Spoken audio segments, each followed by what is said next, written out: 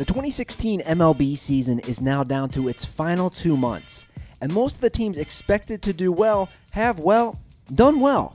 The Chicago Cubs, who were the favorites to win it at the start of the season, have lived up to the hype so far, and the usual powerhouses from Washington and San Francisco also look like legitimate threats.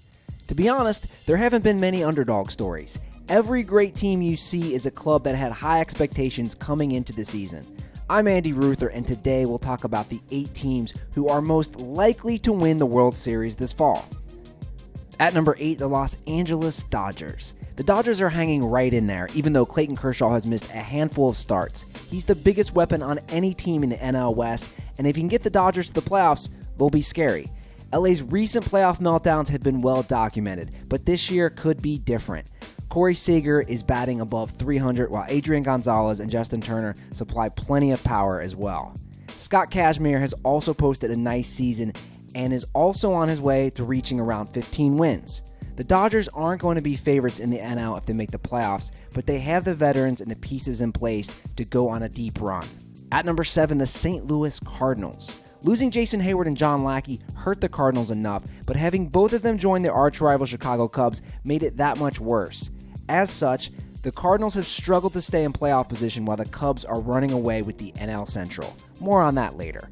St. Louis ranks highly on our list because they've won 4 NL pennants since 2004, including 2 World Series championships in 2006 and 2011. They can never be counted out. At the time this video came out, 8 players hit double-digit homers, and Matt Holliday and Yadier Molina are 2 of baseball's best pure hitters. Pitchers Carlos Martinez and Adam Wainwright give them a solid rotation. This team's leadership and experience can carry them for an other deep October run. At number 6, the Houston Astros. Now this team started 17-28, and people thought they were doomed, but that is long forgotten. They are rising to the top of the AL standings and are a force to be reckoned with. Doug Fister is contending for close to 20 wins, while ace Dallas Keuchel seems to be getting back into his slick 2015 groove.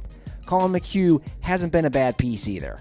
Jose Altuve is batting over 350 and has been an absolute monster. He, Carlos Correa, George Springer, and Evan Gattis give this team one of the AL's most feared lineups. Houston was one non-horrible inning away from reaching the ALCS last year. If they get in, they will make plenty of noise.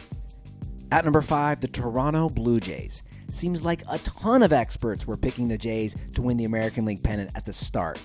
Though they're still in a tight 3-way race in the AL East, they have been frustrating to watch.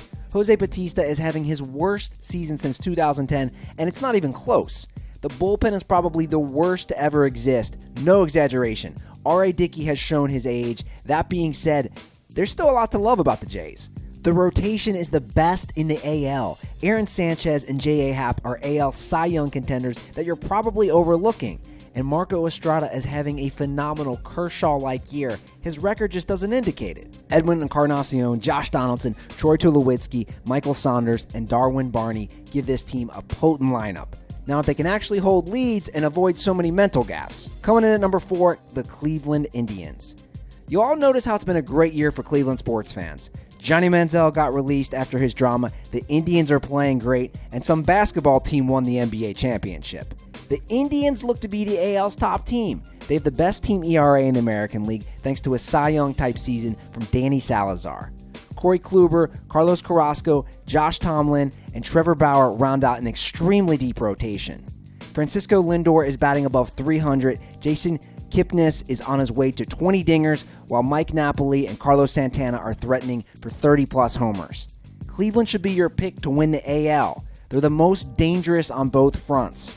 At number 3, the San Francisco Giants. It's an even year, which means the Giants will probably win the World Series. It's a huge risk for us not taking them to win it all right now. As you know, they were the world champions in 2010, 2012, and 2014. But they missed the playoffs in 2011, 2013, and 2015. Anywho, this team's experience will carry them if they find consistency. The NL West leaders are carried by an elite rotation with Madison Bumgarner, Johnny Cueto, and Jeff Samardzija. Oh yeah, and that lineup consists of Buster Posey, Brandon Belt, and Brandon Crawford is pretty dangerous too. The Giants are a team obviously that nobody wants to play come October. At number 2, the Washington Nationals. Will this team get through its playoff slump for once and all and finally win it all? You all know how great Bryce, Harper, and Steven Strasburg are. Luckily, the Nationals' talents expand well beyond those two machines. Daniel Murphy is hitting around 350 and will reach 30 homers. Wilson Ramos, Anthony Rendon, and Danny Espinosa give them a scary lineup. Max Scherzer, Gio Gonzalez, and Tanner Roark give them a front-of-the-line rotation. Say the Nationals somehow avoid the Giants and Cubs in the playoffs, a trip to the World Series for the first time ever will definitely be easier for them. At number 1, the favorites like we already talked about, the Chicago Cubs.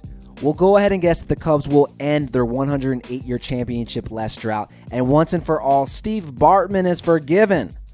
Who else finds it scary that the Cubs are in the top 5 in both batting and pitching? We won't rave too much about stars Anthony Rizzo, Chris Bryant, or Jake Arrieta. You already all know about them. But how about John Lester, John Lackey, Jason Hamill, and Kyle Hendricks? Man, this rotation is unfair and almost unhittable. Trading for Aroldis Chapman gives them an elite closer. Honestly, the Cubs are so good, they'll probably only miss out on a parade in downtown if they beat themselves. All the pieces are there for them to win their first World Series title since 1908. Who do you think will win the World Series? Join us in the comments below.